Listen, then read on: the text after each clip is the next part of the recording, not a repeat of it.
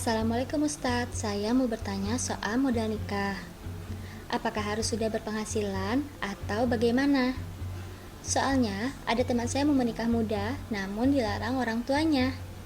Katanya belum pantas menikah, kerja dulu. Terima kasih Ustadz. Waalaikumsalam warahmatullahi wabarakatuh. Ini kalau kata orang bilangnya gini, Sat. Kamu nikah cuman cinta, mau makan apa makan cinta. Nah, pasti gitu deh kata-katanya. Atau modal dengkul. Nah, modal dengkul. Kalau di Jogja ada istilah molimo. Molimo itu M5. Madem mantep, manggon mangan, melu moro tuwa mati, moro-moro melu marisi, moro tuwa muni-muni, mantu minggat. Artinya mudahnya pokoknya dia berharap atas warisan mertua saja, itu namanya tanpa modal.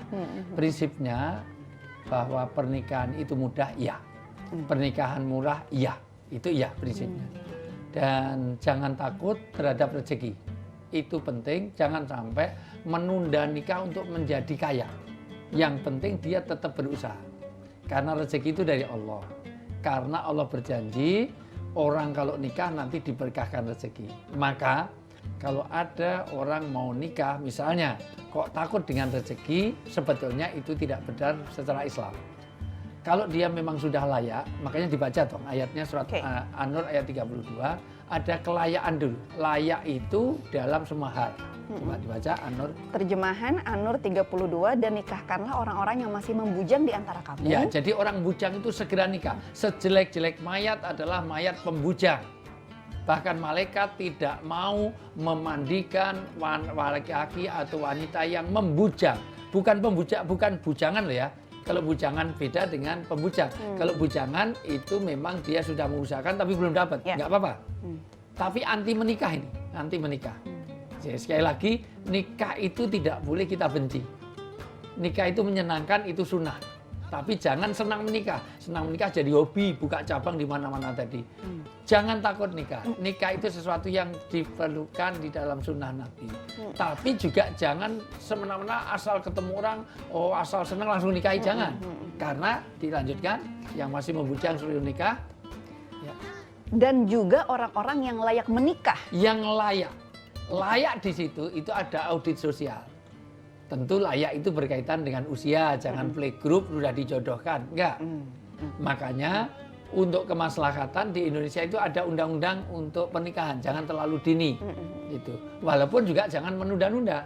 Ada satu masa di mana orang kehilangan untuk menikah, apalagi wanita karir. Mohon maaf, kalau seorang ibu-ibu menunda sampai kepala 4, nanti ada titik di mana orang sudah tidak ingin lagi untuk menikah. Padahal menikah itu satu sunnah jalan kenabian. Maka jangan menunda-nunda sampai kepala 4, apalagi kepala 5. Kalau untuk laki-laki masih oke ya, semangatnya masih ada terus. Kalau wanita kadang-kadang dia sudah merasa settle, apalagi sudah berkarir. Artinya apa? Karena nikah itu satu sunnah. Tapi juga jangan terlalu buru-buru. Maka di situ ada layak. Layak dari usia. Layak dari segi, mohon maaf, kesiapan batin, kesiapan ilmu. Karena layak, makanya nanti ada nikah bisa dihukumi kepada sesuatu yang makruh kalau belum bisa membahagiakan, atau bahkan dia haram kalau itu membahayakan. Karena Islam melarang wala taqrabuz zina dalam surat Al-Isra. Jangan sampai kita meloading filekan membuat satu aktivitas yang mengarah kepada perzinaan. Maka kalau udah layak segera nikah. Terus jika mereka miskin, nah ini tolong dicatat baik-baik. Jika mereka miskin, Allah akan memberi kemampuan kepada mereka dengan karunia-Nya. Inilah hikmah dari orang nikah, ada keberkahan. Sekali lagi, ketika kita penghasilan 1,5 juta, 1.500.000, mohon maaf, itu tidak cukup untuk satu orang. Tapi begitu nikah, penghasilan 2 juta ternyata bisa menabung dari suami istri. Padahal 1,5 aja kurang untuk sendiri ya, tapi ternyata penghasilan 2 juta bisa untuk suami. Ini keberkahan.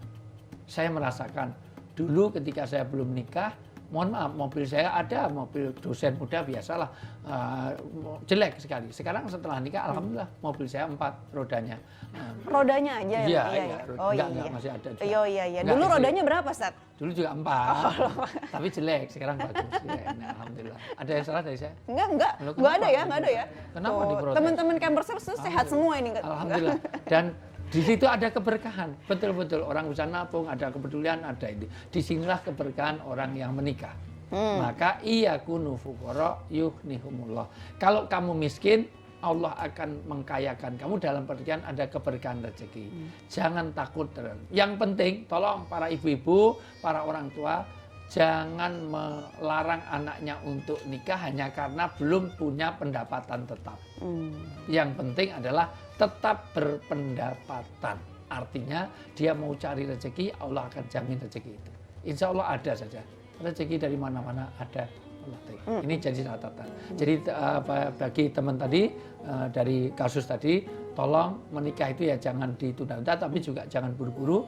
Kalau memang dia sudah layak, oke, silakan. Ada satu solusi sebenarnya Sat, yang juga beken gitu istilahnya, yaitu yaudah deh kalau gitu gimana kalau nikah siri aja. Waduh, nikah siri ini akan kita bahas, tapi kita jeda dulu ya Sat ya. Jangan kemana-mana sahabat Hikmah.